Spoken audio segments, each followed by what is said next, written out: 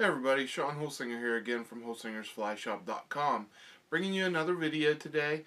Today, something out of my norm. I'm going to tie a dry fly.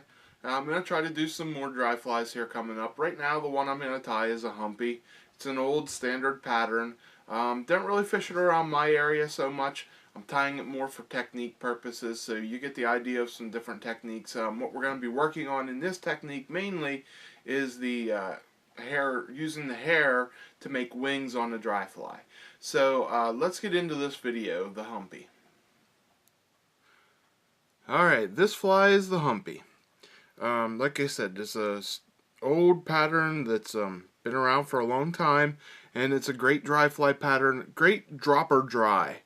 One to drop a nymph off of or a wet fly. Use this as an indicator. Floats real well in faster currents. So it's one you should have, if nothing else, to use as an indicator for a dropper. And like I said, I don't use it much around my area, but I think I might pick it up, start using it some for an indicator. And we're going to get into tying this. Just a few pieces of material, and for this, we're going to use some cow elk hair for the body, the tail, and the wings, some olive thread, vise thread, and just some hackle, and that's all that's really to this fly, and the hook, of course. The hook we're using is an 1170 size 12 Daiichi hook. Get it in the vise here. Okay, now we're going to just put our thread on. For thread, we're just using a vise. I'll show you here real quick. We're using a vise D25. This is the olive color in a 10-aught. Use whatever color you want here, whatever you have. Doesn't have to be olive. Use a brown, yellows, whatever. Very little of this shows through, and it's not really a match the hatch kind of fly for me. So you can use whatever color you want. Now we're going to bring the thread back here, wrap a little bit on so you can tie down this elk hair with. And we're going to bring it right above the barb. You can see how it hangs right over the barb on the hook. We're not going over the bend of the hook at all. Next thing I'm going to do is use some cow elk hair, and we're just going to trim off some of that. I'm not going to trim off a lot. We're building a tail, and the tails we don't want to be real big. Okay, so let me trim some of this off. Okay, you see the clump I got here? It's not real big, and we're going to pinch the end of it, and we're going to pull out all the fluff at the back. Pull out all this small stuff here, the underbelly and the shorter hairs, and get rid of those.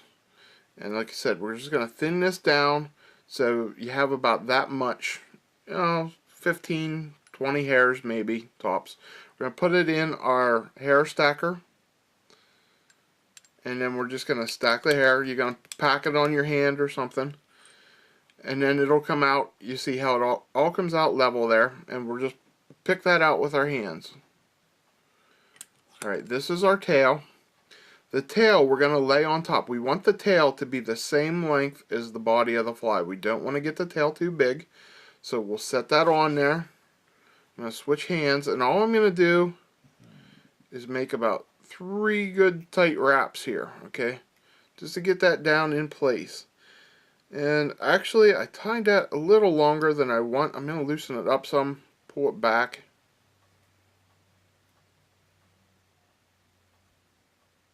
There we go. Okay, couple good tight wraps, get that in place. You see how I didn't overpower here with the tail, just enough that it's going to help it to float there. And then we're going to cut this off at an angle, and we're going to wrap the rest of this down. Alright, now for the most difficult part of the fly, which is the wings.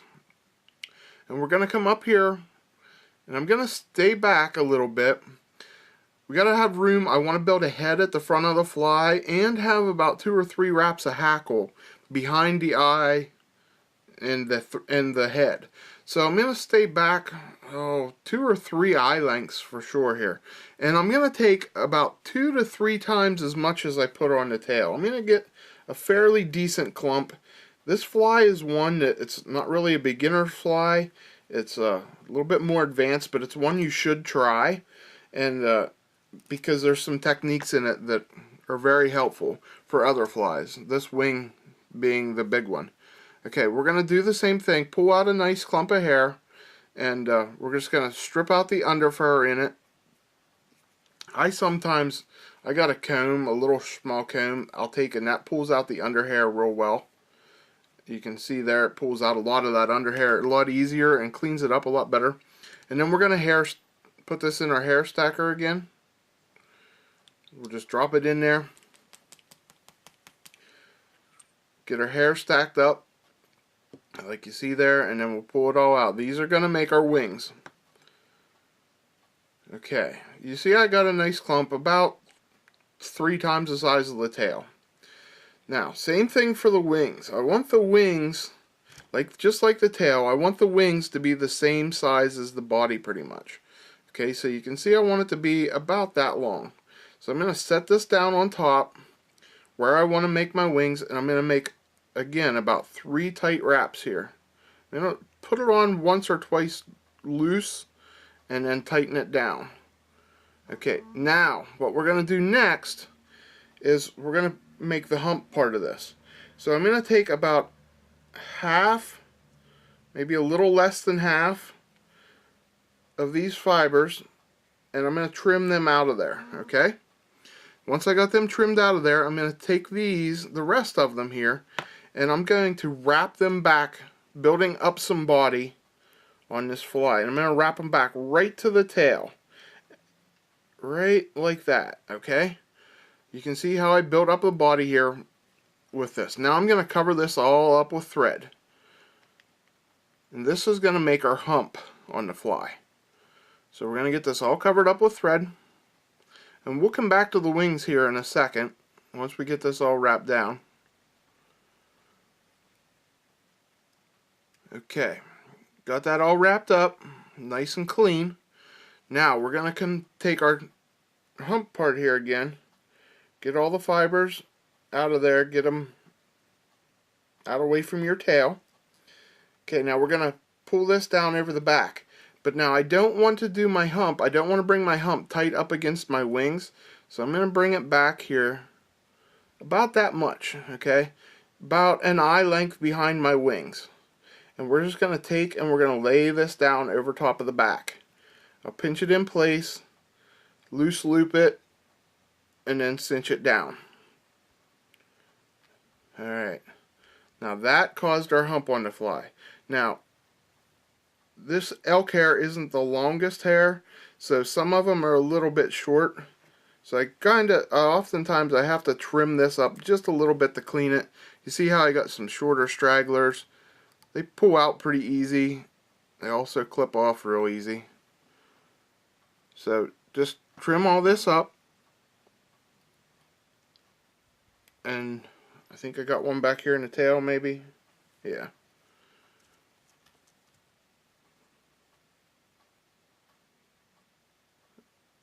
Alright, just get that all trimmed up. You see how we got a nice hump there and our body. Now we're going to take and wrap this down and clean this up. Whoop, missed a couple up here. Alright, there we go. Now we're going to clean this up, and this is where our hackle is going to go here in a minute, but now we're going to work on our wings. Now we're going to work on our wings. We're going to take our wings, we'll pinch them together with our fingers and pull them back. And I'm going to wrap some thread in front of my wings. I'm going to build up a little head right here in front of the wings to make the wings stand up. Okay, you see how that, by wrapping like that, caused those wings to stand straight up. Okay, next thing, I'm just going to wrap around behind a little bit and get these all positioned where I want them. Now, I'm going to take my scissors and I'm going to go down the middle. Okay, I'm going to try to split these in half as best as I can and separate them in half. Once I get them separated in half, I'm going to do some figure 8 wraps through it. Okay, and by doing that, you see how I split that in half there. Now once I get my figure 8 wraps, a couple of them, I'm going to take and I'm going to wrap around each one of the posts, and I'm going to create a little, like if you're tying a parachute, just like you tie a parachute post. Okay, try not to wrap fibers from the other wing. There we go. And in essence, you're making two nice little parachute posts. Okay? And you can see there how I got two separate wings. Now, that was the hardest part of the fly. Well, one of the hardest parts. The next thing we're going to do is put on the hackle. And for the hackle, what I'm going to use on this fly is I'm going to use some dark barred ginger. The fly actually calls for some brown and grizzly, but dark barred ginger is brown and grizzly, more or less. But I'm going to use, mine is a variant, a dark barred ginger variant, and the variant has a lot of brown fibers in it, so I'm just going to use one of the brown ones, and we're going to tie the brown one down on one side, and I'm tying it with the inside of the feather towards the fly. Okay, the outside of the feather faces out. Now for my barred one, okay, like my grizzly feather, if you're tying your grizzly, I'm going to tie it on the other side. For this is a dark barred ginger. It's barred with some yellows and oranges in it. I'm going to tie it on the side closest to me, and I'm going to tie it with the facing in. So both sides you tie with your feather facing in. Okay, and what that'll do is when you wrap it, it will supposedly, if you do it right, what it'll do is it will cross the fibers. The fibers from the one feather will lean forward, the fibers from the other feather will lean backwards, and it will cause you to have a lot fluffier fly. So now that we got these two tied on and we got our thread back in front right behind the eye, we're going to start wrapping these on. And we're just going to palmer these forward here. And I want to get about 2 to 3 wraps behind and 2 to 3 in front. So we got our 3 behind it, we get 3 in front, 3, and we'll tie off. Okay, and there's our brown one on. Now we're going to put our barred ginger one on, and we're going to go the same direction, and we're just going to do the same thing. 1, 2, and 3 behind, and then I'll get 3 in front.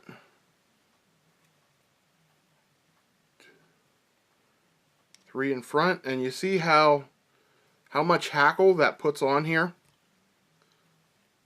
and how this makes such a good fast water fly, and it'll hold your fly up. Okay, I get like 3 good wraps on there, trim that off, and then like I do with most dry flies, I like to do a half hitch, 1 or 2 half hitches to put the knot back where I want it and put the hackle fibers back a little bit. Whoops. And then I broke my thread there, but I got a couple knots on, so that's fine. I'm going to make a little bit better head on this. I'm going to do it with my whip finisher. And that's all that's to this fly. It's not real hard to tie. It does take some practice. Your first couple ones aren't going to be the prettiest. But don't fret. You know, just keep practicing. That's part of the fun of fly tying, is mastering new techniques. And there we go. That's all. I'm going to put a little bit of head cement after the video's over here, and you got yourself a humpy. A good looking humpy right there. That's all that's to this fly, and give it a try. Practice, practice, practice. Practice makes perfect, as they always say. And tease these forward a little bit. There you go, a little cleaner looking. Great pattern, and it was fun to tie for you guys. So if you have any questions about this or other flies or any of the material for it, you can find it at Holsinger's Fly Shop, or you can reach out to us there. You can email us at contactus@Holsinger's Fly Shop, or on our social media sites at Facebook, Instagram, YouTube. Please take the time to like and subscribe to our channel so you're constantly updated with new videos. And thanks again for watching, everybody. I really enjoyed bringing these to you. I'm Shawn Holsinger.